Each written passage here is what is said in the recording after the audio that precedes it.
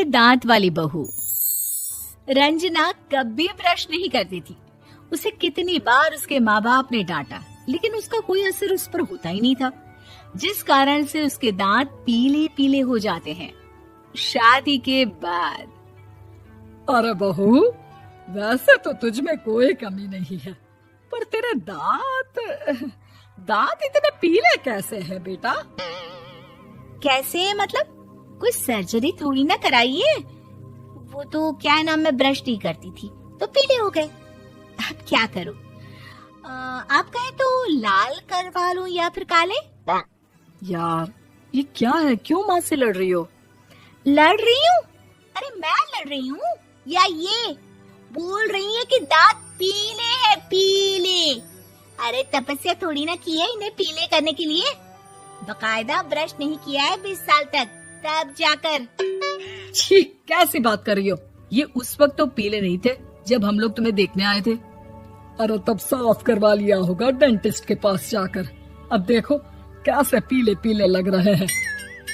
रंजना सास की तरफ गुस्से से देखती है। फिर शुरू हो गई पीले पीले पीले। अरे पीले तो तब भी थे जब मेरे हाथ का रसगुल्ला उड़ा उड़ा कर खा रही थी और बोल रही थी, लड़की नहीं गुणों का खजाना दे रहे भाई साहब आप। खैर, अब वो लोग करते भी तो क्या करते, पीले दांत वाली बहू पल्ले पड़ी थी तो झेलना तो था ही। एक दिन कीर्तन में रंजना गाना गा रही थी।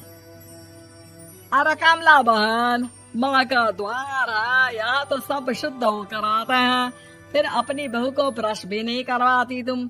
दूर से पीले पीले दांत भक्ति में बाधा उत्पन्न कर रहे हैं। अरे कोई 2 साल के बच्ची थोड़ी ना लेकर आई हूँ मैं बहू बनाकर। अच्छी खासी लड़की है, अरे कैसे करवाऊं ब्रश? ये तो उसे खुद करना चाहिए ना।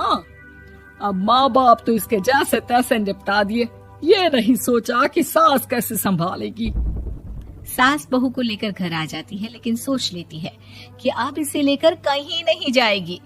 अगले रोज बहू कहती है, अरे क्या हो गया, मंदिर नहीं जाना क्या? कीर्तन का वक्त हो रहा है। मेरी मधुर वाणी से कान्हा जी जागते हैं और सोते हैं। आप तो जानती है ना उनकी भक्ति में कितना मन लगता है मेरा। वो क्या है ना, तबीयत ठीक नहीं लग रही है मेरी, आराम करूंगी मैं। तबीयत ठीक नहीं लग रही? अभी तो मिथुन के गाने पर नाच रही थी आप, और अब बोल रही है कि तबीयत ठीक नहीं लग रही। अरे भक्ति में मन लगा लो सासू माँ, ऊपर जाना है, क्या मुंह दिखाओगी आप? हाँ? सास को बहू की बात पर गुस्सा आ जाता है। मैं क्या मुंह दिखाऊंगी, इसकी चिंता तो ना कर, समझी? अपने मुंह की चिंता कर, जो ये पीले पीले दांत लेकर हर जगह पहुंच जाती है। पता है लोग कितना मजाक बनाते हैं। ना जी ना, मैं नहीं जाना कहीं तेरे साथ। तो ये बात है। कोई ना, मत जाओ, मैं अपने कमरे में ही बैठकर भक्ति कर लूंगी। ऊपर वाला दांत थोड़ी ना देखता है, मन देखता है, भावना देखता है। और अरे बस बस, तू सब कुछ दिखा, बस ये सफेद चमकदार दांत ना दिखाना किसी को, है? जा यहाँ से। बहू को सास की बात का कोई फर्क नहीं पड़ता, वो तो जैसी थी वैसी ही रह जाती है। सुबह नहाकर किचन में खाना बनाना, फिर खाना खाना, कीर्तन भजन करना और सो जाना। एक दिन, माँ जी मैं सहेली के घर जा रही हूँ, शाम को लेट आऊंगी। हाँ हाँ तो जाना, मैंने कौन सा तेरी आरती करनी है घर पर बैठकर। रंजना सहेली के घर जाती है, जहाँ वो पार्टी में जाने की तैयारी कर रही होती है। अरे शिखा, कहाँ जाने की तैयारी कर रही है? मैं गलत वक्त पर आ गई क्या? अरे नहीं यार, उल्टा सही वक्त पर आई है। मैंने ये साड़ी और ज्वेलरी निकाली है यार, शाम को इनके ऑफिस की एक पार्टी में जाना है। बताना कैसा लग रहा है ये सब? नहीं यार, इस ड्रेस के साथ तो वो वाली ज्वेलरी अच्छी लगेगी। हाँ हाँ सही बोल रही है, मैंने ध्यान ही नहीं दिया। वैसे तो हमेशा से मस्त फैशन सेंस रखती है। तो बड़ा जाती होगी ना पति के साथ पार्टी में। रंजना कुछ नहीं बोलती, बस सोचती है कि यार काश ये बात सही हो जाती, पर मैं क्यों नहीं जाती पार्टी में? क्या इन लोगों की कोई पार्टी होती नहीं होगी?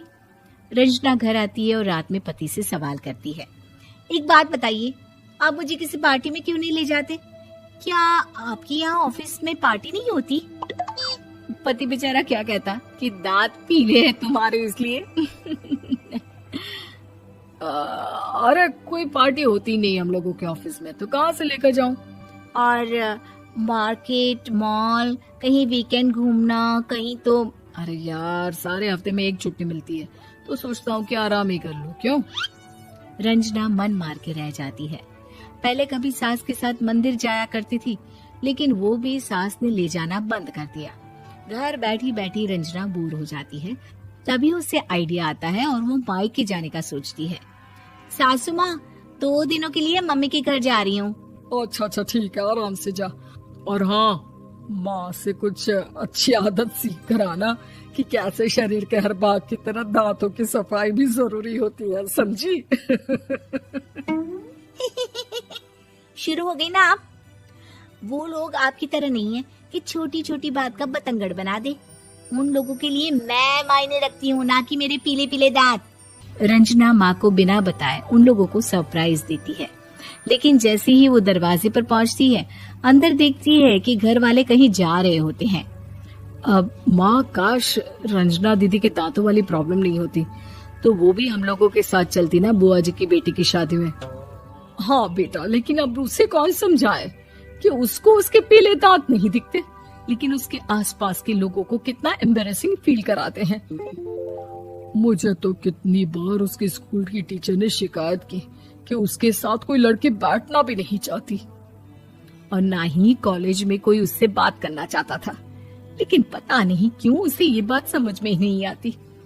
कोई कमी नहीं है उस लड़की में, बस यही कि दांत पीले हैं। वो तो भला हो जीजा जी और उनकी माँ का, जो दीदी को जैसी है वैसे ही रखा हुआ है। रंजना को अपने घर वालों की बात सुनकर बहुत दुख होता है। वो सोचती है कि वो क्या करे, लेकिन फिर वो सीधा डेंटिस्ट के पास जाती है, अपने दांत चमकाती है और कसम खाती है कि वो रोज ब्रश करेगी। अरे क्या हो गया? तुम तो 2 दिनों के लिए गई थी ना। पर कोई ना, अच्छा है, चलो आ गई तो। रंजना सास के सामने आकर खड़ी हो जाती है और पूरी स्माइल करती है, उसके चमकदार दांतों को दिखाती हुई। चले मंदिर। माँ, मुझे माफ कर दीजिए, मैंने आप लोगों को बहुत एम्बैरेसिंग फील करवाया।